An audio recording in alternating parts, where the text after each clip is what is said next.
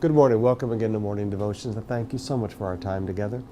I'd like us to talk a little bit about the condition of your soul for just a moment. And I'm talking to Christians today. I'm not talking about getting saved. I'm talking about conflict in your soul. The Apostle Peter, very practical man that he was, says in 1 Peter 2:11, "Dear friends, I urge you, as aliens and strangers in the world, to abstain from sinful desires which war against your souls." Let me read it to you from the New Living Translation.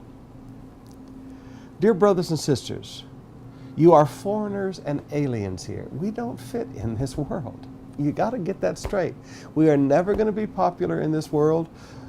We're never going to fit. We're just different. So I warn you to keep away from evil desires, because they fight against your very souls. Much of the conflict that we face as Christians in life, forgive me, is self-inflicted.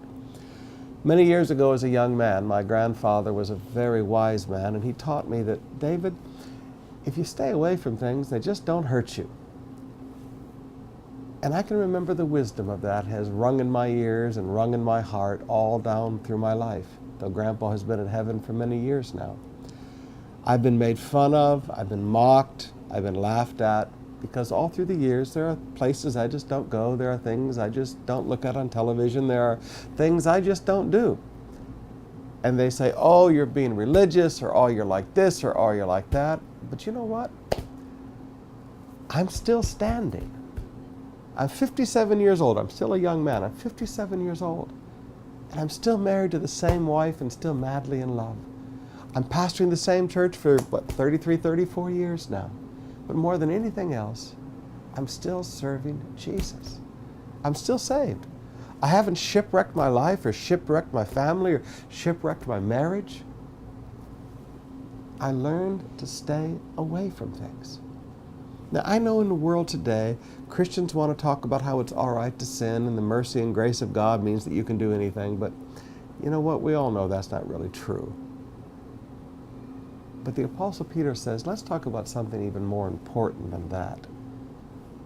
Stay away from these evil desires, because they wage war against your soul.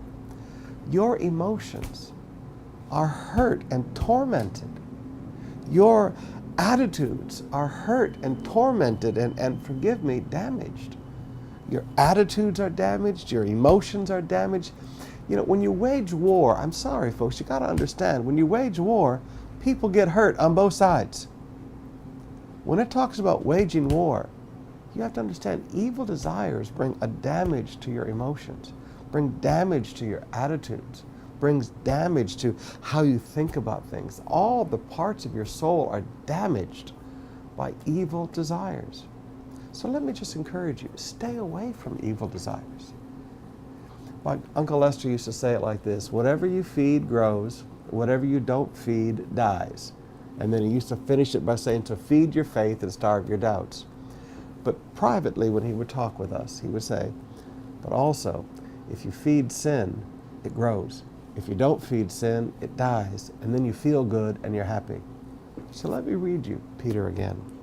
Dear friends, I urge you as aliens and strangers in the world. We don't fit here. Abstain, stay away from evil desires, which wage war against your very soul. All right.